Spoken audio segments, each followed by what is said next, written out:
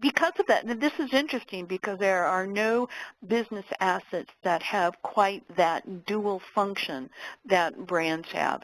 Because of that, brands actually create value for both the organization and its customers because it really represents the link between the organization and its customers and its end users. So I want to spend just a few minutes here kind of going through the details of how brands create value for each of these. And I want to start on the organizational side, how brands create value for those organizations that own them, that create them and own them.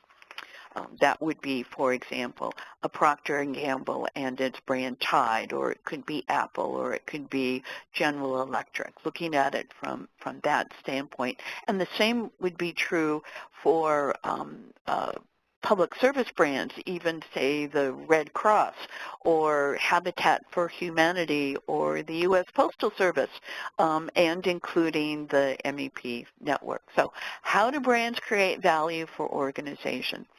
Well, the most frequently cited method or way that that brands create value has to do with the ability to command premium pricing, to charge more than competitors.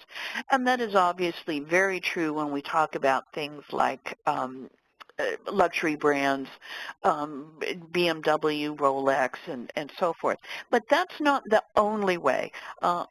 Even for brands that are very price competitive, like say Chevrolet, let's say, well, it used to be Volkswagen, but they're going through their own branding problems right now. These are not high-end, high premium price brands, but what the value to them was that they would get greater volume. They would sell more units than others. So those two can kind of be pulled together to either capture premium pricing or a greater share of market volume than would be the case with a much weaker brand.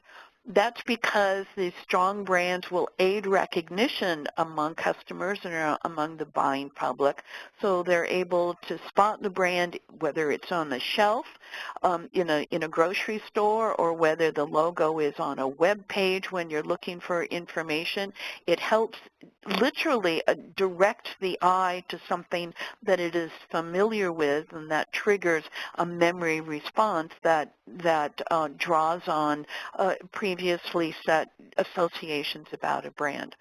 All of that then helps facilitate brand loyalty for a brand that you have used in the past, and if you've been at least satisfied with that, it helps aid recognition and it helps lead to repurchase.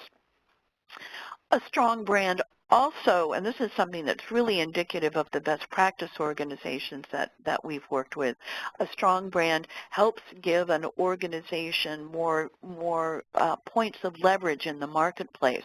It helps them expand their franchise perhaps to other services or adjacent products or add-on services that are complementary to the original product or service.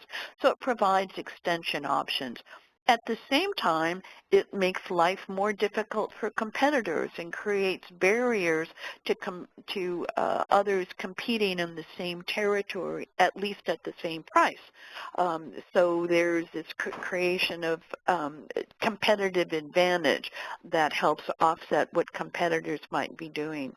And then underpinning all of this is the idea that a strong brand helps provide organizational focus. It helps and guides the culture of the organization, what it's doing and how it does it. And I'm going to come back to the question of internal focus a little bit later on. But before we do that, I want to look at the other side of this coin and explore how brands create value for customers and for end users.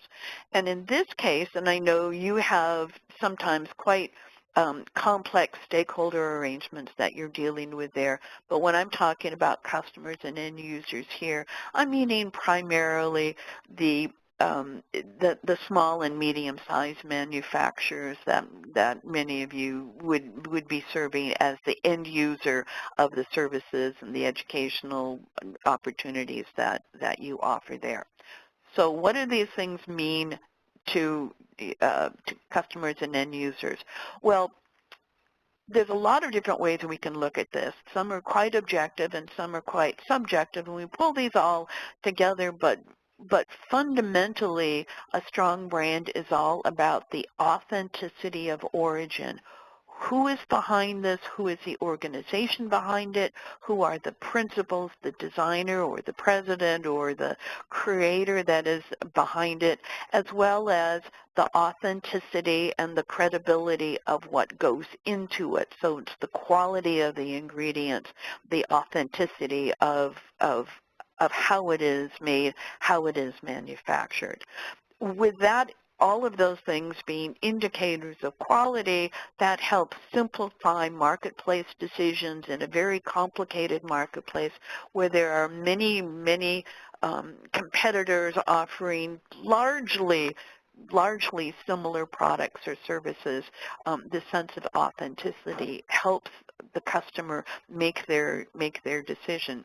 It also gives them a belief that there is a proper relationship between the price that you pay and the value that is received. There is an equitable association. And this is true for very high-end brands as well as moderately priced brands. What we have with it, say, Mercedes versus a Honda, we don't expect the two cars to be the same, and obviously they're going to be equipped differently, but because both are generally well accepted in the marketplace, we feel that the price is fair for the value that you are getting for the most part in that. On the other hand, there are these subjective points that are on the other side of this chart. These generally are a little easier to explain and are a little more obvious when we are talking about consumer goods, when we say something is worth it, that I'm worth it, or we are worth it. L'Oreal, the women out there may know L'Oreal has had a tagline, the most expensive hair color in the world, and because you are worth it, it's your hair and you want to put the best hair color on it. It's not actually the most expensive hair color, it's maybe just the most expensive one that's sold in drugstores and grocery stores. But however, it does tap into this idea that you are worth this little bit of splurge. We also will sometimes use brands as a self-expressive mechanism, and I'm going to talk a little bit more about this later on, but a brand may demonstrate something about who we are or what we are, what we use, the clothes we wear, the uniforms we wear, the livery, which is what we might call a uniform for, say, airline attendants and what they were. So this all demonstrates something about the pride that the airline may show in how they uniform their people, demonstrates something about who and what we are.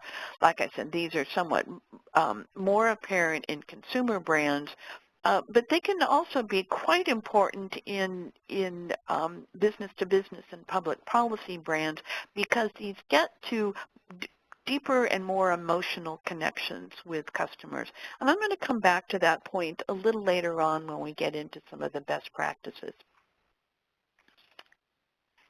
So just to summarize what we have so far, how brands create value on one hand. For customers, it really stems from what differentiates it from its competitors and how a brand might address all of the kind of complicated needs that customers have, both objective needs as well as more emotional needs.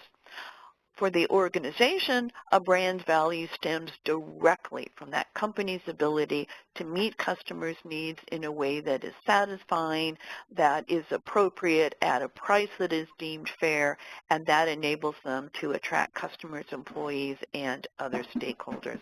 Now, so far, we've been talking primarily about end users and consumers, but most organizations, including most of yours, I am sure, really have to deal with a complex array of stakeholders, both those that give you business as well as those that are funders, that are influencers, that have an impact on what you do. So I wanted to share with you a quote from McKinsey, who's done quite a bit of work in this area, and they say, truly successful brands appeal to many different types of stakeholders. Business branding, as we see it, aspires to reflect the essence of value propositions made to a large and heterogeneous group of stakeholders. So the point here is that these stakeholders have different needs, different interests, so they are inherently heterogeneous. So if you have sometimes been feeling the frustration of trying to balance the needs of all these different stakeholders, you're not alone. That actually is the natural situation.